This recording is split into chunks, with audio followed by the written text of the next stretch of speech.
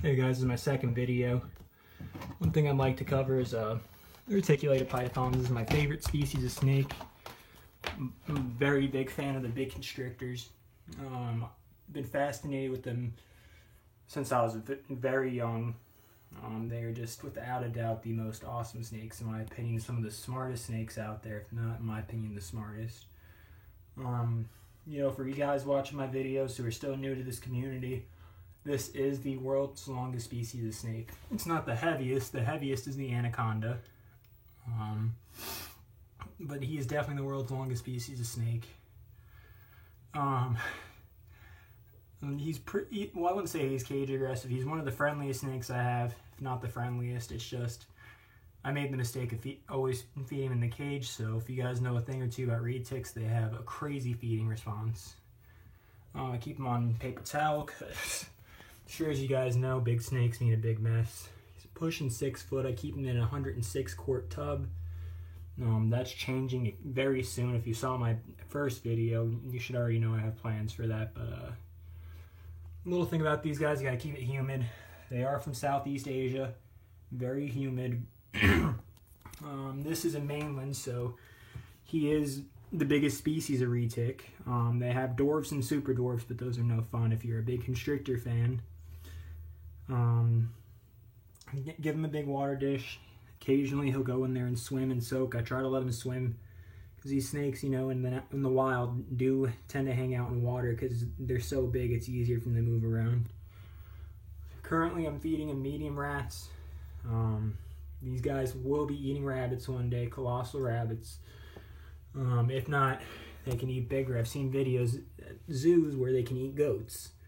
So keep that in mind when you get one of these snakes. You know, I'm blessed to know a guy who breeds big snakes, and he has a very, very good access to large prey items. So, in fact, he actually works with these snakes himself. So I'm lucky that I got a guy in my area that I'm friends with that can provide these snakes with big meals. And just remember, it's not cheap. I mean, so I don't encourage anybody to get these as their first snake. I don't encourage them at all now with the Lacey Act.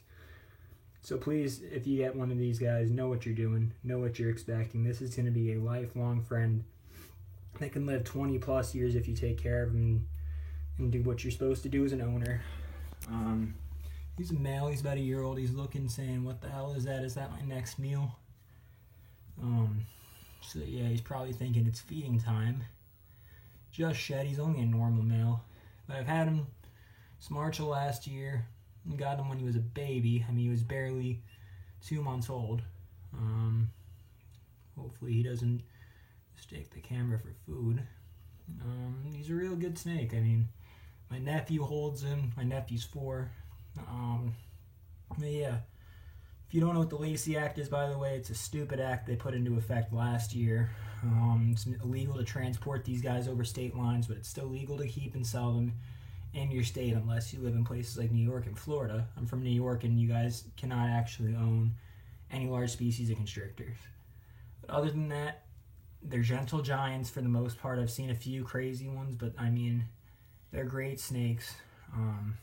If you're looking for a large constrictor, you know, I would tend to go with the Burmese if that's your first one. They're a lot slower moving. They're very lethargic snakes compared to these guys where you have a 16-foot python that has more energy probably than I do. So yeah, just know what you're getting yourself into. Other than that, they're great snakes.